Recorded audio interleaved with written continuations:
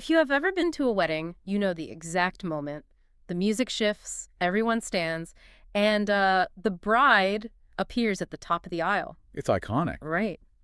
Today, our mission in this deep dive is to unpack the history, the heavy emotional weight, and the modern evolution of that classic tradition, the father walking the bride down the aisle. And it's surprisingly complex when you really dig into it.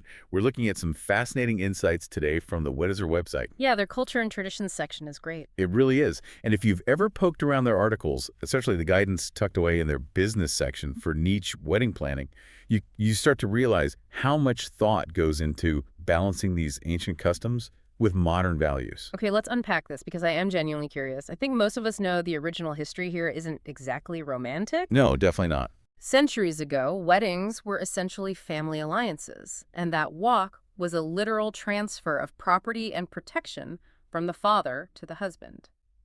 So if we know that transactional history, why do modern couples still crave this specific ritual so much? Well, that's the real psychological hook, isn't it? What's fascinating here is how the tradition has entirely shed its historical ownership baggage. We don't view it as a transaction anymore. It's completely shifted. Exactly. Instead, couples have reclaimed it. It now functions as a symbol of a father's pride, a family's trust, and a blessing for the new union.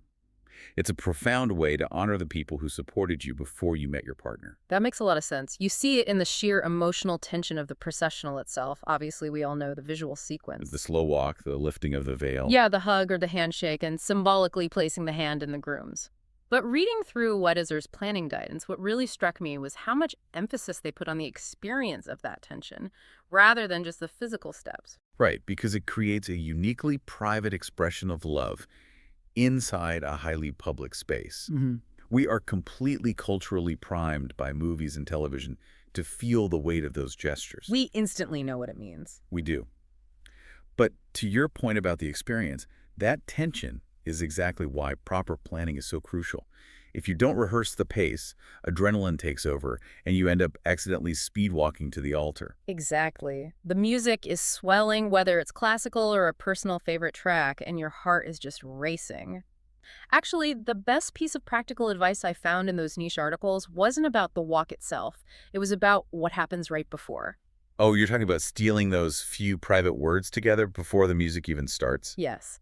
Just taking a quiet moment off stage, so to speak, to calm the nerves. It creates this grounded, lasting memory between just the two of you before stepping out in front of the crowd. It changes the whole energy of the walk. But if we connect this back to the bigger picture, the true beauty of modern weddings is that couples don't feel locked into the classic version of this processional anymore. Right, because if it's not a literal transfer of responsibility anymore, the rules are suddenly entirely up to the couple.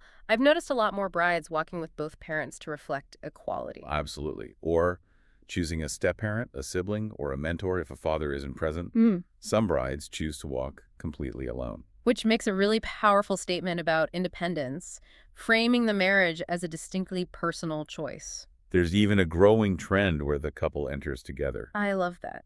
It shows that whether you are actively utilizing a resource like Weddizer to plan your own big day, or you're just fascinated by how our cultural customs evolve, traditions are not rigid laws. They are flexible templates we can use to highlight our unique values and support systems. Which leaves you with a really interesting question to ponder. What's that? If the aisle walk has already evolved from a literal transaction of ownership into a celebration of equal partnership and personal choice, Yeah. what entirely new cultural values might dictate how couples walk toward the altar 50 years from now?